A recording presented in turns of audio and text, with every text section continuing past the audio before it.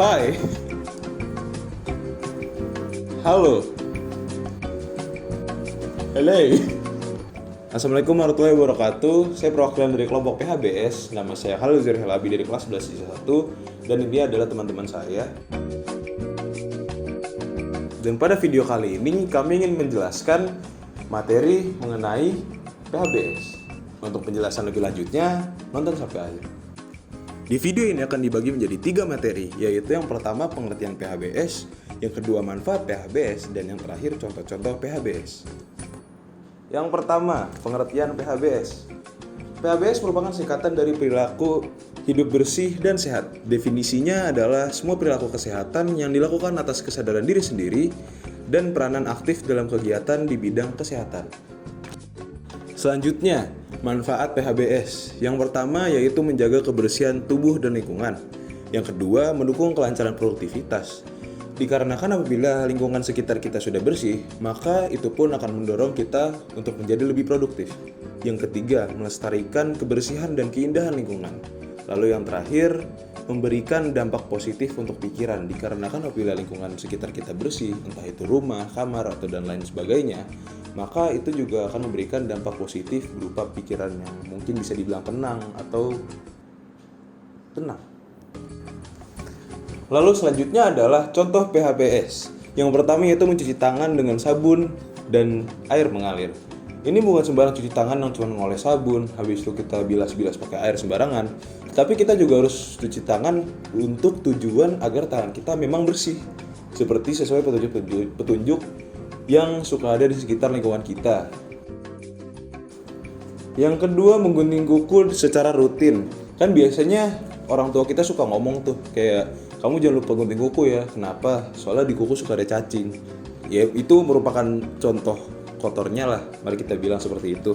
Karena apabila kuku kita panjang, maka kotoran juga pasti memang benar akan terdapat pada kuku-kuku tersebut. Karena kita juga pasti akan makan, akan minum, dan melakukan aktivitas lainnya. Dan mungkin itu akan berdampak kepada kesehatan kita juga. Karena kotorannya tidak terlihat. Oleh karena itu, kita harus juga menggunting kuku untuk menjaga kebersihan dari ujung-ujung jari kita. Yang ketiga, mengonsumsi sayur-sayuran maupun buah-buahan. Pada masa-masa seperti sekarang, entah itu dapat disebut dengan pandemi, penyebaran virus, corona, covid, dan lain sebagainya, kita harus mengonsumsi makanan sayur-sayuran dan buah-buahan yang banyak, atau dapat disebut dengan 4 sehat 5 sempurna, demi tujuan untuk menjaga daya tahan tubuh kita untuk melawan terhadap penyebaran-penyebaran yang tidak dapat dilihat dalam kasat mata. Entah itu memakan makanan daging untuk menambah protein, atau makan makanan yang mengandung karbohidrat, dan lain sebagainya. Karena apabila pola makan kita tidak terjaga, maka daya tahan tubuh kita juga mungkin tidak akan terjaga.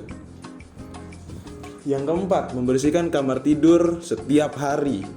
Kenapa harus setiap hari? Karena kamar tidur juga kita tepatin setiap hari. Kalau misalkan kita setiap hari seperti melakukan aktivitas, entah itu PJJ, belajar, entah bisa makan juga di dalam kamar ataupun tidur, kita pasti akan membuat kamar kita berantakan atau bahkan kotor. Apabila kita membiarkan kondisi itu tetap seperti itu untuk hari-hari ke depannya, maka pertama kebersihan tidak akan terjaga. Dengan cara dilihat dengan mata pun tidak akan mengenakan. Oleh karena itu kita harus membersihkan kamar tidur setiap hari atau mungkin setiap kita bangun untuk menjaga lingkungan, untuk menjaga kebersihan di lingkungan kamar tidur kita masing-masing. Karena apabila kotor ataupun tidak rapi, kita juga pun tidak nyaman.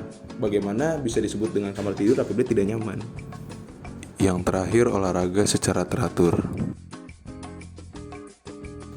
Hal yang paling umum dan paling mudah untuk dilakukan oleh Anda para penonton. Karena apabila seperti masa-masa sekarang yang bisa dibilang lockdown atau work from home, kita memang disuruh untuk tetap diam di rumah untuk mengurangi resiko-resiko penyebaran virus corona. Tapi kan bisa saja apabila kita menganggap itu hal remeh, kita mungkin saja akan seperti tidur setiap hari, makan yang tidak peduli, ya, kita akan bermalas-malasan dan lain sebagainya. Oleh karena itu, kita harus tetap berolahraga secara teratur, entah itu olahraga ringan, bermain permainan olahraga seperti basket, futsal, dan lain sebagainya.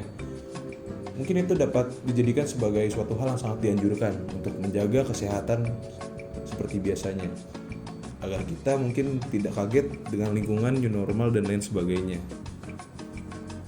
Jangan lupa olahraga. Dan mengapa di bagian subbab terakhir tadi saya tidak memegang buku? Karena dari tadi buku ini kosong. Semua skrip itu ada di otak saya. Karena apa? Karena saya menaati ini. Dan hal yang tadi dapat dijadikan sebagai penutup untuk video ini. Sekian dari kelompok PHBS, saya Khaleh Halabi dari kelas 11 IJ1 mengucapkan terima kasih atas perhatiannya. Wassalamualaikum warahmatullahi wabarakatuh.